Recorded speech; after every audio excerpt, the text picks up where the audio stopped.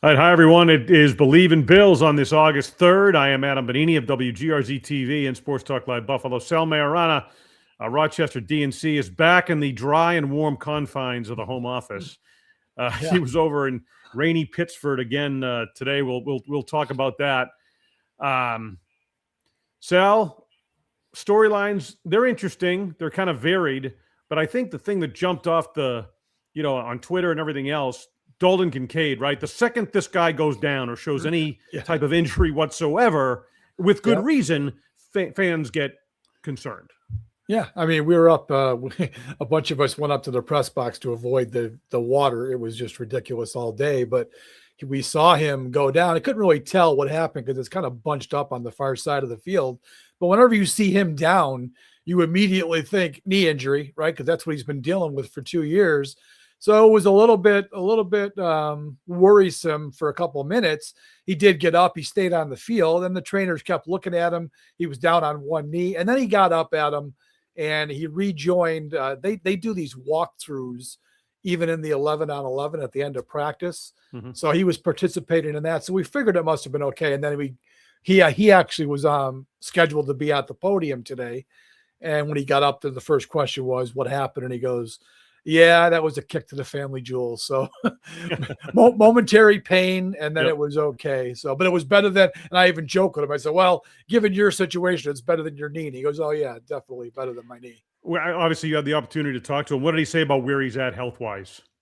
Yeah, I asked him again because he had said back in the spring that at that point that was the best he's felt in an off season in a couple of years. So I asked him today. I said, so you said that then, how are you now?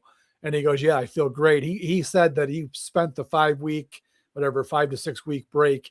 He was in Southern California, and apparently he's got his own trainer out there, and he really honed in on some stuff and made sure, he declined to go on vacations or trips or whatever guys do for those 6 weeks. And he really stayed with it, which is good to hear, right? I mean, there's a guy that you and I have talked about this. Everyone's talked about it. We need to see more impact from him. And when you're hurt all the time, you can't do it. So it's good to see that he's healthy and he's taken this, really seriously. And I think we're all expecting big things as long as he can stay on the field this year.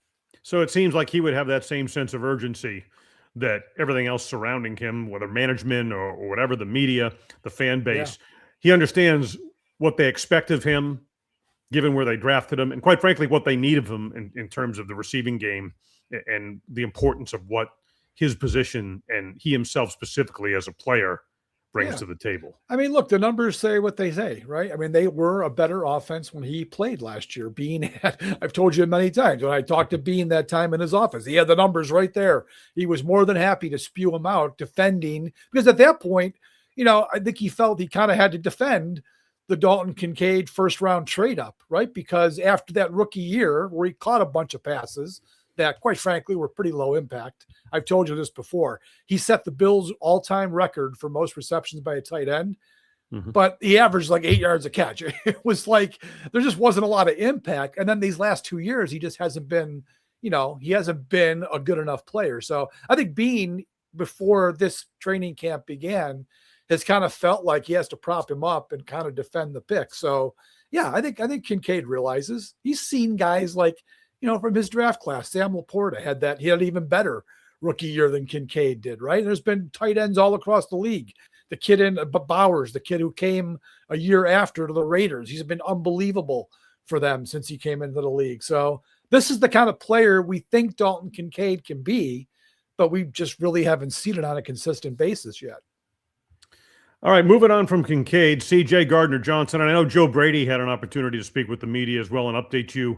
Where do things stand with Gardner-Johnson? I know that's a calf injury.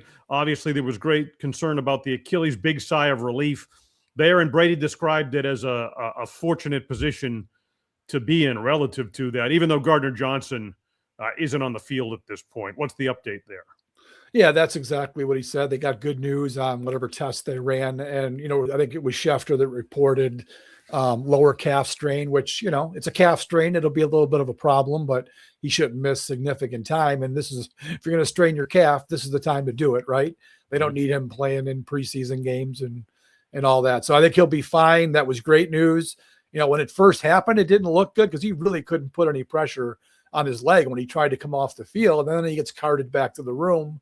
But I also think when we saw him get off the cart and walk into the locker room, I think you had the sense that, okay, it's probably not, well, it isn't an Achilles. We knew that. And it probably wasn't too serious. And they got the confirmation, and Brady said, yeah, he's not going to put a timetable. He doesn't want to do that. He hates doing that. And that's understandable because people overreact sometimes if he doesn't come back exactly when you think. I can vouch for that with Aaron Judge and Giancarlo Stanton. Adam, right. We get all kinds of timetables, and they don't come back when they're supposed to. So I get why Brady deflected that, but I would imagine he'll be back in a week or so. That seems reasonable. What's going on with Deion Walker? He was off to the side today, didn't participate in the drills or obviously team. I didn't notice anything in particular, but somebody I saw tweeted out that it looked like he was dealing with some kind of arm injury, but he was doing a bunch of like cardio stuff and, just staying active, I guess. I don't know what happened. It must have happened Saturday, obviously, but nobody told us. Brady didn't offer anything because nobody knew Monday morning. So we'll find out, I guess, at some point what his deal is. But again, didn't seem like it was too serious. All right. So that pretty much takes care of things on the injury front here early on in training camp. The weather's been it's been a story, hasn't it, with the rain? Brutal. You've been spending a lot of time in that press box over there instead of down on the field. Yeah. I usually am, even when it's nice, because like I said, you get a better view. But I can't remember a training camp, again, recency bias, right? But I can't remember a training camp where it's been this miserable. I mean, this is 3 out of 4 days where it's rained the whole time. And today was the worst of all. Today it started off as a mist, and then it became just a steady rain for like an hour and a half. And what was different about the first 2 days, it was cold today. I'm never cold. You know me. Yeah. I run hot all the time. The wind was blowing a bit. It was in the mid to upper 60s maybe. But when it's raining and it's windy, that's cold. That feels colder than maybe it even is. So it was it was a bad day to be a fan. Yeah, what a miserable. Yeah, I feel bad for these people that are, it's free tickets. I understand that, but you get a ticket. It's an accomplishment because they're hard to get, and people are excited to get here. And I'm sure it's probably costing people autographs too, right? I mean, these guys don't want to stand there for 20 minutes signing autographs that just wash off as soon as you're signed it. They're washing right off. So yeah, it's been a bad situation for the fans. I think it's nice now here in Rochester. I think it's supposed to clear up and be good maybe for the rest of the week, but hey, it's Western New York, so that could change in a heartbeat, right? Yeah. Sun's out 2:13 p.m. as we record this. Sun's out here in Amherst, just outside of Buffalo as well. That was not the case yesterday, by the way. Absolute torrential downpour. There was flooding here, roads flooded out, train tracks, that sort of a thing. It's been a really odd weather stretch. Yeah. That impact you guys over there in Rochester? And I know you're doing some work. You're getting a house ready for sale or something going on over there, and that has to have affected you at some point. Yeah, well, most of the work is inside. We're getting rid of my daughter's old house. We're getting ready to sell it because they've already got their new house. So my wife and I have been doing a lot of work. But you know what, Adam? I'm getting old. I'm 63, going on 64. I can't be on my hands and knees all day. So my son-in-law bailed us out, and he's going to hire a general contractor to do some of the work. So we're very fortunate for that. All right, so your son-in-law kind of going the extra mile there for you and bringing in some help. I know you're Mr. DIY. I know you don't like to do that, but that's along the lines of something we want to mention here. It may not seem like much, but when someone goes the extra step, it makes a positive impression. If you're hiring, great candidates can also go the extra step and tell you why they're interested in your job on ZipRecruiter as a way to stand out from the others.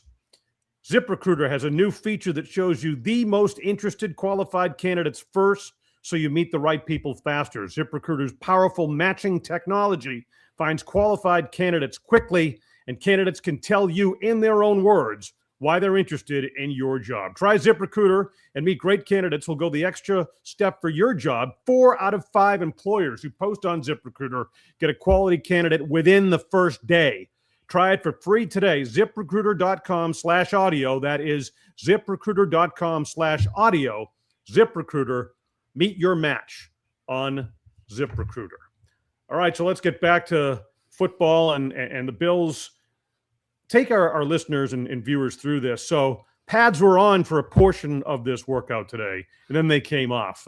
Tell us what's happening there as they phase in to the full pad portion of the preseason and training camp.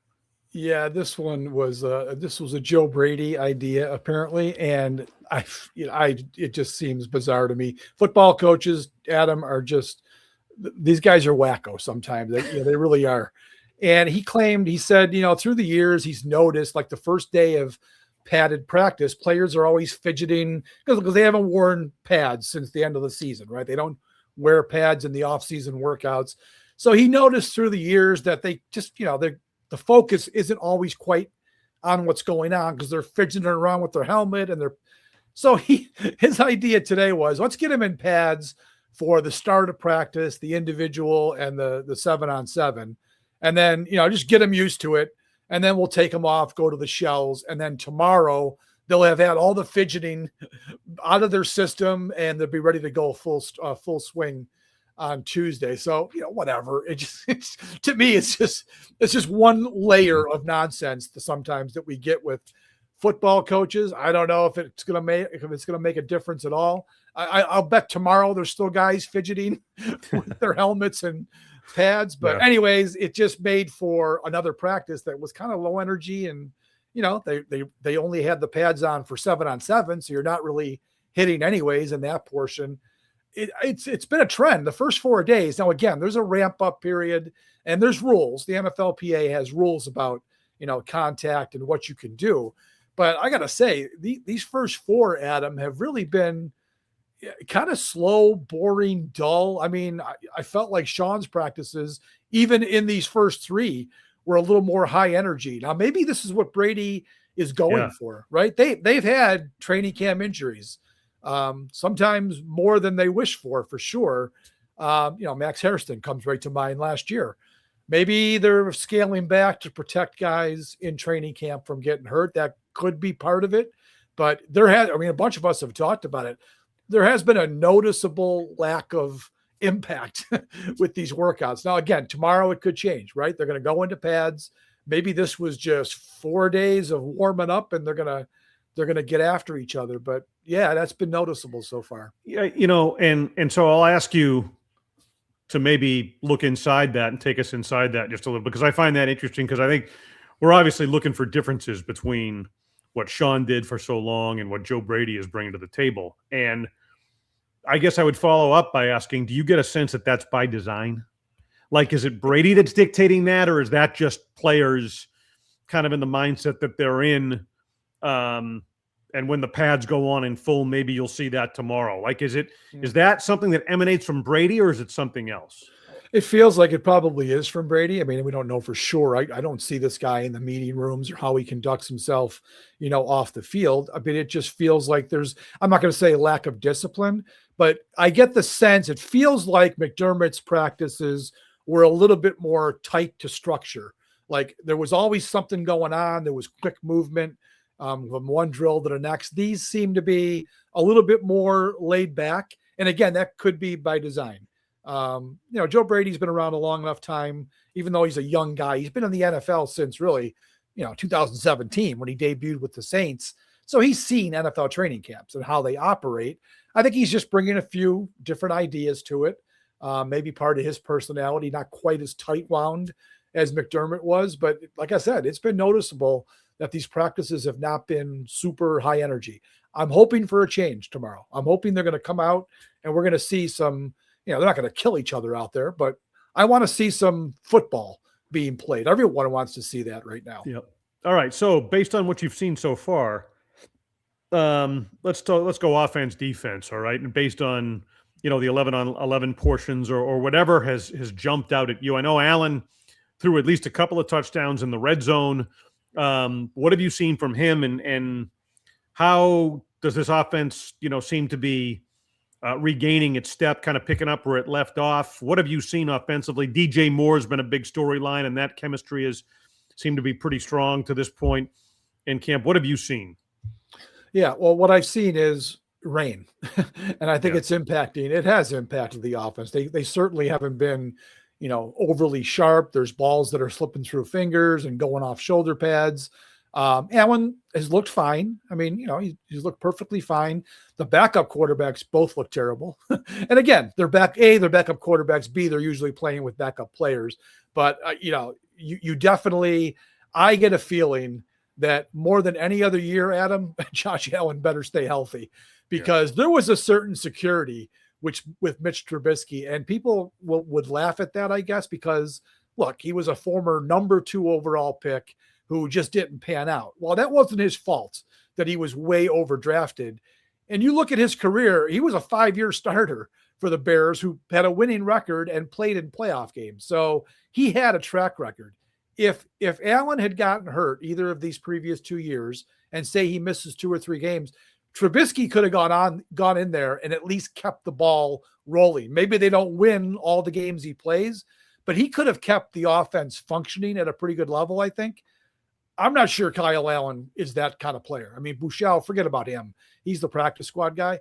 I just don't think Kyle Allen's very, very good. I think they've taken a big step back at backup quarterback. Again, knock on wood, Josh Allen hasn't missed any. He's got the longest active quarterback streak in the league. The only games he misses are the season finales when they rest him. So hopefully he just stays healthy and it's not a thing we have to worry about. But man, Kyle Allen, it's not looking good. Again, whether who he's playing with, but yeah, I don't trust the backup quarterback this year. How are things looking along the offensive line, specifically left guard? Yeah, it's tough to tell. Like I said, they haven't hit yet. And even today with the pads on, that was just 7-on-7. Those guys are doing their own drills, O-line, D-line. So there's something going on there, but you can't make an evaluation at all yet. We'll see as we get going here. The only job that's up for grabs, as we've talked about, left guard. They seem to be giving equal reps to Anderson and Corbett with the first team, but that's not going to play out until we start getting into preseason games. The practices with the Browns will definitely help in that regards. We'll start seeing, who maybe is going to win that job. Right now, I would guess it's Alec Anderson's to lose, but that's not to say that Austin Corbett, 9-year veteran, isn't saving himself right now and will come and, take that job away before the season starts. Defensively, the adaptation to the Jim Leonard, the 3-4 scheme and all of that, we've spent a good deal of time here on the show talking about that. But in terms of the youth, some of the younger players, whether it be at linebacker or perhaps at safety with the Gardner-Johnson situation, are we seeing anyone kind of emerge and make a statement about their readiness to play at this level? Yeah, I'll give you a few players that I've noticed, Adam, starting on the defensive line. Like now, again, Deion Walker was not practicing today. He is regarded, I think, as a starter at some point or position, either nose tackle or 4-eye. I asked Brady about that today. We've seen a lot of different combinations on the D line. There's guys in and out, first team, second team. They've really mixed things up. They're trying to find the best 3. I mean, well, Ed Oliver obviously is one of them, but they're trying to find the next best 2 guys to use. And we've seen a lot of combinations.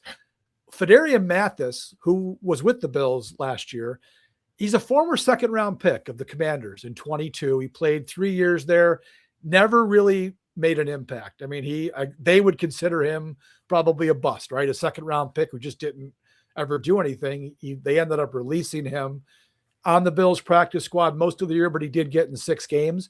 I've noticed him getting first-team reps, which, I didn't think that would be the case. I figured it was going to be, Walker, not taking Oliver into this. Walker and Sanders obviously were the 2 guys.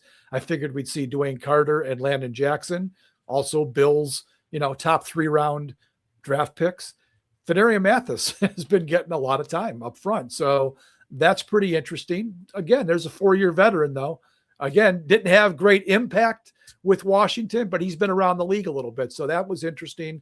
Elimane Zor is, I think they're counting on him to be a player this year. Dorian Williams was back on the field in all the practice today. He he was held out of some of the things on the first day and the third day. I think they're taking it really slow with him. He was back there today. But Elimane Zor, when either Bernard or Williams is off the field for the first team, he's on. He is definitely the number 3 linebacker on the inside.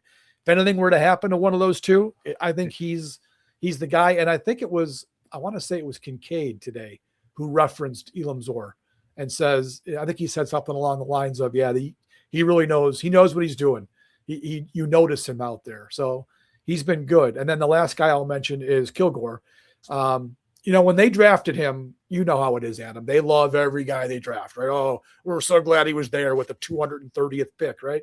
Yeah. Nonsense. But Kilgore, a 5th round pick, Bean was very excited because what they heard from South Carolina was that if he had gone back to play, they weren't sure where they were going to play him because he's so good at numerous spots. That was one of the things that attracted the Bills to him. Well, he's played a little bit of corner, a little bit of nickel corner, but I think his impact is going to be at safety. And he's played well. I mean, now typically he's going against, fellow backups, but Saturday he had 2 picks and 3 pass breakups. I mean, I'm not sure I've seen a day like that for a DB in practice and, maybe ever. He wasn't too noticeable today, but you can tell he seems to really, I think he understands what's expected of him. Mm-hmm. And he's a good player. He's a good, versatile athlete. So I've kind of like what I've seen from him. Well, Brandon Beane's been really good down in that range, hasn't he, in terms of the draft? Right, finding guys like picks are down there. They are, unfortunately, for better or for worse. Right, there's better impact at the top of the drafts, but in those mid to late rounds, boy, Beane has been really, really solid. So that's encouraging to hear, and a lot of optimism again continuing to surround this Bills team. FanDuel, presenting sponsor for this show and others, on the Bleav Network. AFC East odds: Bills favored to win it. -130 to -136, and the win total remains set at 10.5 wins. To make the playoffs, -320. To miss them, heaven forbid, +255. Those are the numbers at FanDuel right now. Bills, again, continue to be among Super Bowl favorites. All right, Sal, that's it. You got a busy week ahead of you still, don't you?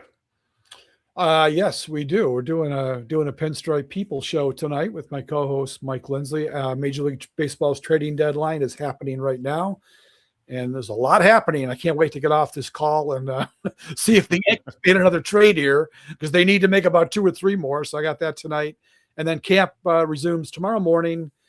Day off Wednesday, and then they close out Rochester Thursday, Friday, and then we have the first event at the new stadium on Saturday, the blue and red practice. So I'll be over there for that. So yes, you nailed it. It is a busy week for anybody covering the Buffalo Bills. And it'll be interesting to see. So pads go on tomorrow, right? Tuesday, they're going to be in full pads. Yep. All right. It'll be interesting because I think among the most interesting things you said is that mellow approach through the first several practices. I agree with you. Hopefully that changes a little bit because I think teams benefit from that intensity, and it's hyper evaluation examination with a new head coach. Probably way too early to judge anything, but a worthwhile observation on your behalf and others, certainly, given the nature of what's going on in the transition the Buffalo Bills are in. So that's going to do it. Bleav in Bills, presented by FanDuel. For Sal Majorana, the Rochester Democrat and Chronicle, I am Adam Bonini, WGRZ TV, Sports Talk Live Buffalo. I have a special off-season edition of the show coming up Monday on the 17th, August the 17th, and then we resume at 7 o'clock on Channel 2 Monday nights when the season begins. So that's going to do it. Thanks for being with us here. Bleav in Bills, presented by FanDuel.